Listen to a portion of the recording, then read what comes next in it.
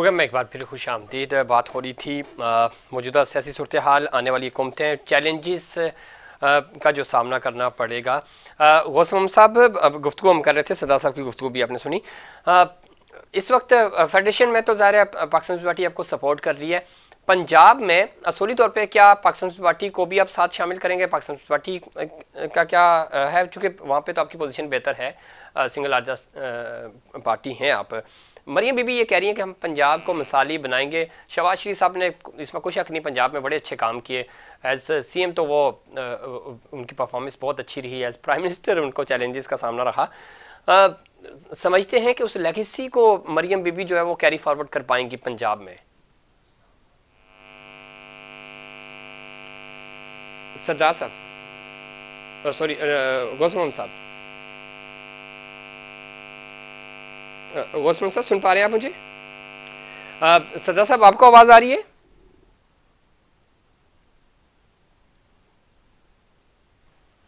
हम कोशिश करेंगे, टेक्निकली कोई एरर इशू आ रहा है तो कोशिश करेंगे दोनों से। इस वक्त की जो ज़रा पंजाब की सूरत हाल है, पंजाब बड़ा इंपॉर्टेंट है मुस्लिम लीग नून के लिए, न सिर्फ मुस्लिम लीग नून के लिए बल्कि किसी भी पॉलिटिकल पार्टी को जब उसकी हुकूमत पंजाब में बनती है तो वो एक ज़बरदस्त मैंडेट भी होता है। और पंजाब अगर आप मैनेज कर जाते हैं तो आपको आने वाले दिनों में आसानी भी होती है और परफॉर्म भी, क्योंकि पंजाब पर में रहते हुए आपको परफॉर्म करना होगा। माजी में हमने देखा उस्मान बुज़दार जब सीएम बने बड़े एतराज़ात थे उनके ऊपर और बाद में करप्शन इल्ज़ाम भी लगे। पंजाब पीटीआई के दौरे हुकूमत में उस तरह परफॉर्म नहीं कर सका। उसके बाद ज़रा 16 महीने की 16 महीने की जो हुकूमत आई उसमें भी पंजाब ही टारगेट रहा। लेकिन अब इसकी कमान जो है वो मरियम बीबी के पास होगी। पंजाब कैसे परफॉर्म करेगा, और ये इम्पॉर्टेंट भी बहुत ज़्यादा है ख़ुद मुस्लिम लीग नून के लिए। जिस तरह का पंजाब में उनके पास मैंडेट तो है, लेकिन फेडरल में उनको बैसाखियों का सहारा लेना पड़ रहा है, इत्तेहादियों का, और ज़रा इसलिए इत्तेहादी हुकूमत भी बनाई जा रही है। पंजाब के ऊपर फोकस है। ख़ुद मुस्लिम लीग नून के अंदर भी ये बातें होती रही कि हमें सिर्फ पंजाब में हुकूमत लेनी चाहिए, लेकिन ज़ाहिर फेडरल हुकूमत भी वो बनाने जा रहे हैं। अब इस पूरे अमल में मुस्लिम लीग नून पंजाब और फेडरल को मैनेज कैसे करेगी? और आसान तो है, ज़ाहिर फेडरेशन में मुस्लिम लीग नून का प्राइम मिनिस्टर है और मुस्लिम लीग नून ही की सीएम होंगी खातून सीएम मरियम बीबी। तो ये कम्बिनेशन कैसे आगे बढ़ेगा? और जिस तरह आज मरियम बीबी ने कहा भी है कि पंजाब जो है वो हमारी तरजीहात में है, हम इसको मिसाली बनाएंगे। और देखना यह है कि वो जो शहबाज शरीफ साहब की लेगेसी थी उसको कैरी फॉरवर्ड कर पाएंगी या नहीं। गौस मोहम्मद साहब, मेरा सवाल आपसे ये था कि मरियम बीबी कह रही हैं कि पंजाब को हम मिसाली बनाएंगे, और ज़ाहिर है उनका फर्स्ट एक्सपीरियंस है एज लेडी भी, और दूसरा ये कि चूँकि कुछ भी हो आपकी सियासत पे इख्तलाफात किए जा सकते हैं, सवालात उठाए जा सकते हैं, लेकिन शहबाज शरीफ साहब एज सीएम बहुत अच्छा उन्होंने डिलीवर किया पंजाब में। उस लेगेसी को मरियम बीबी कैरी फॉरवर्ड कर पाएंगी? तो खुद उन्होंने अपनी स्पीच में जो कल उन्होंने अरकान पार्लियामेंट से की है, मेंबरान सूबाई असम्बली की बात की है, उसने कहा कि बिल्कुल जितना शहबाज साहब ने काम किया है मैं कोशिश करूंगी कि उससे अच्छा काम करूं। तो ज़ाहिर है फर्स्ट टाइम वो बन रही हैं तो वह कोशिश करेंगी माशाल्लाह। उस पर मुझे पूरी टीम जो है वो एक्सपीरियंस टीम उनके साथ होगी और मुझे उम्मीद है कि इंशाल्लाह ज़रूर करेंगी। वफाक से भी उनको जो है हेल्प होगी और फिर सारे मसाइल इंशाल्लाह होंगी। और कोई कच्चे हमारी सूबाई से थिन मेजॉरिटी है, लेकिन इसके बावजूद हमारे इसमें सारे जो हैं अपने दोबारा वही ज़्यादातर वही जो मेम्बरान सूबाई असम्बली हैं जो हमारे साथ पहले चलते रहे, जो मुस्लिम लीग उनको समझते हैं और जिनका मियां नवाज शरीफ की क़यादत पूरा जो है वो इत्मीनान है। तो इंशाल्लाह बिल्कुल हम चलेंगे और उस मुल्क को एक अच्छा सूबे पे अच्छा मिसाली सूबा बनाएंगे। अभी उन रमज़ान पैकेज का ऐलान कर दिया है, उसमें एक स्कीम है कि 10 किलो आटे के पैकेट जिस 6 साल दिए थे खरीद दिए जाएँ, और साथ उसमें बेसन भी होगा, खजूरें भी होंगी।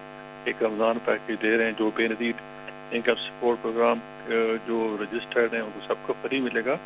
तो उनका बड़ा एक विजन है और मेरे ख्याल में वो उस विजन को कैरी आउट करेंगी। शहबाज शरीफ साहब की हासिल होगी, मियां साहब की निगरानी होगी, तो मेरा नहीं ख्याल के वो डिलीवर न कर पाए, वो इंशाल्लाह ज़रूर डिलीवर करेंगे इंशाल्लाह। गौसम साहब, इसमें कोई शक नहीं, ज़रा नई लीडरशिप है और मरीम बीबी ज़रा हमने देखा कि इलेक्शन कैंपेन्स हों, चाहे वो पंजाब के इलेक्शंस हों, फिर अभी के इलेक्शंस हों, 2024 के आम इंतखाबात, माजी में अगर हम देखें कश्मीर और GB की इंतखाबी मुहिम बहुत अच्छे तरीके से मैनेज की हैं।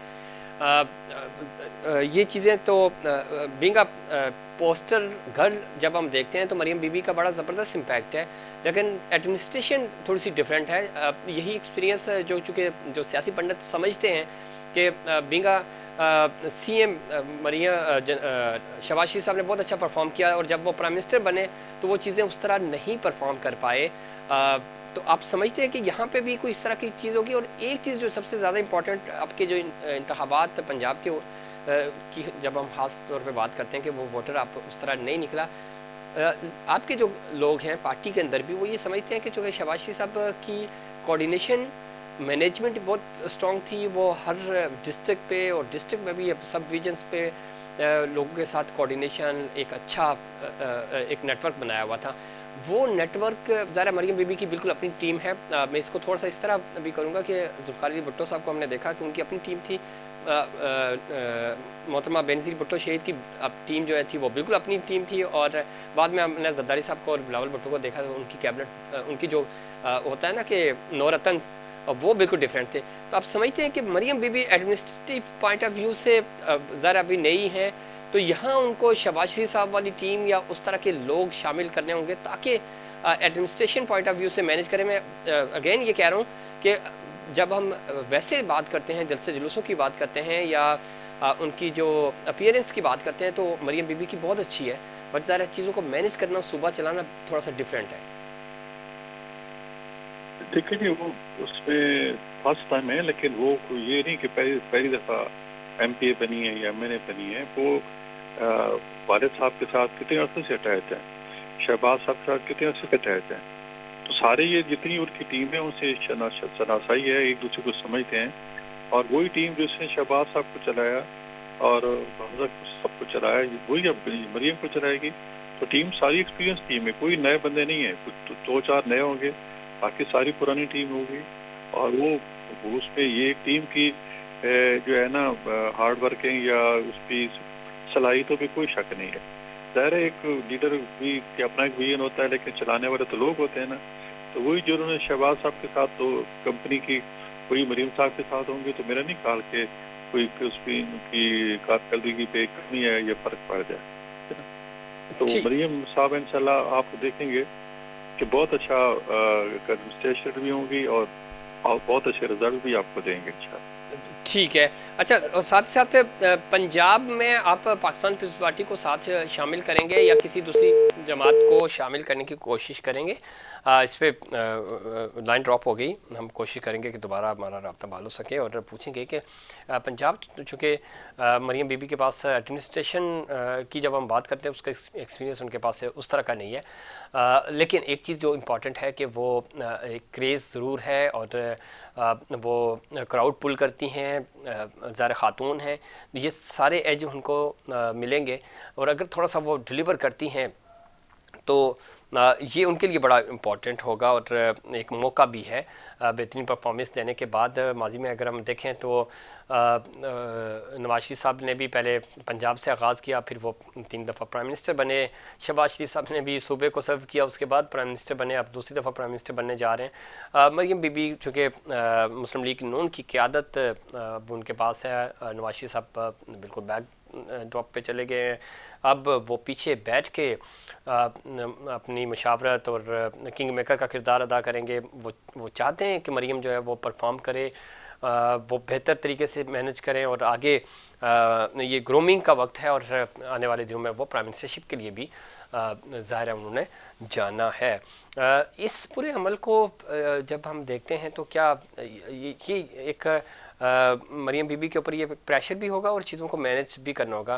वफाक में चूँकि उनके चचा हुकूमत कर रहे होंगे, प्राइम मिनिस्टर होंगे, तो ये भी उनके लिए आसान है, कम्बिनेशन भी बनेगा।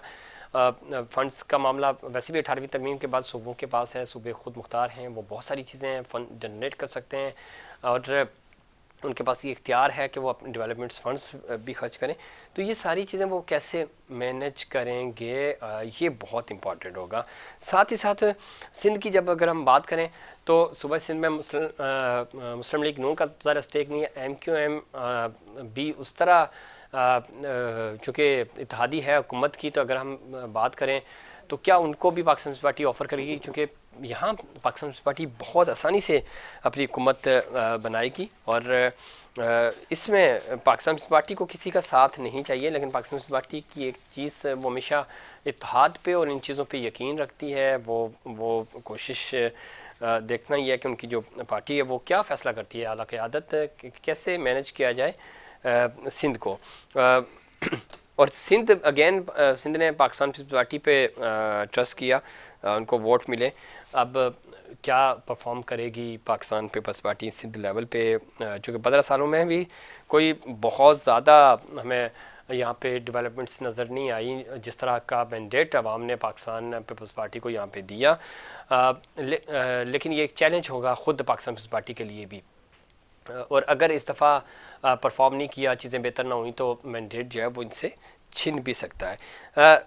लेकिन ये एक अच्छा मौका है, जरदारी साहब ख़ुद सदर बनने जा रहे हैं और फिर जब हम सूबे की बात करते हैं तो उनके पास 15 साल से था, मसलसल ब्यूरोक्रेसी चीज़ों की अंडरस्टैंडिंग बहुत अच्छी है, तो डेवलपमेंट्स के लिए और पाकिस्तान पीपल्स पार्टी को अपना इमेज बेहतर बनाने के लिए एक सुनहरी मौका भी है।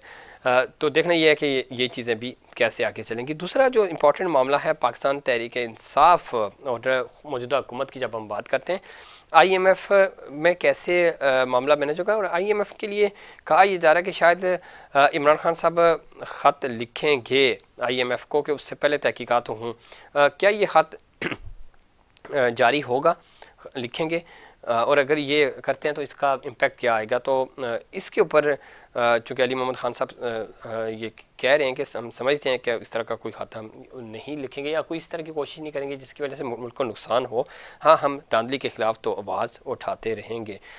अब ज़ाहिर सिंध असम्बली की जो नौ मुंतखब काबीना है वो भी हलफ उठाएगी, और जो कारकुनान जो जीत कर आए हैं कैंडिडेट्स वो भी।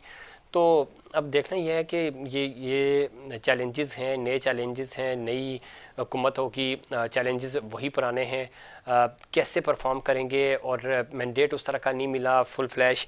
तो ये वो सारी चीज़ें हैं जो बड़ा मुश्किल होगा मौजूदा हुकूमतों के लिए भी, और उनके लिए एक बड़ा चैलेंज भी खड़ा होगा। तगड़ी अपोजिशन होगी और सड़कों पे भी हैं, मौलाना फजल रहमान साहब चूँकि अपोजिशन में बैठेंगे, तो ये सारी डेवलपमेंट्स हैं जो एक बड़ा चैलेंज बन सकता है। अब देखना ये है कि ये सारा माहौल जो है ख़ुद पाकिस्तान में जो इत्तेहादी हुकूमत बनने जा रही है वो इस सारी चीज़ों को कैसे मैनेज करती है। तहफ़्फ़ुज़ात ज़रूर हैं वजारतों के ऊपर भी, नून और PP इत्तेहाद जो है पंजाब में भी वजारतें नहीं लेगी पाकिस्तान पीपल्स पार्टी, लेकिन इत्तेहाद में शामिल होगी। ये कैसे वो करेगा, और जो जनूबी पंजाब है वहाँ के लोग बड़े पहले ही नाला हैं, तो उनके लिए भी एक बड़ा इशू होगा। तो ये वो सारी चीज़ें हैं। हम उम्मीद करते हैं कि मौजूदा हुकूमत जो है वो पाकिस्तान को इन मसाइल से निकाले, तमाम लोग जो हैं वो पार्लियामानी सियासत करें और मुल्क को डीरेल होने से बचाएं।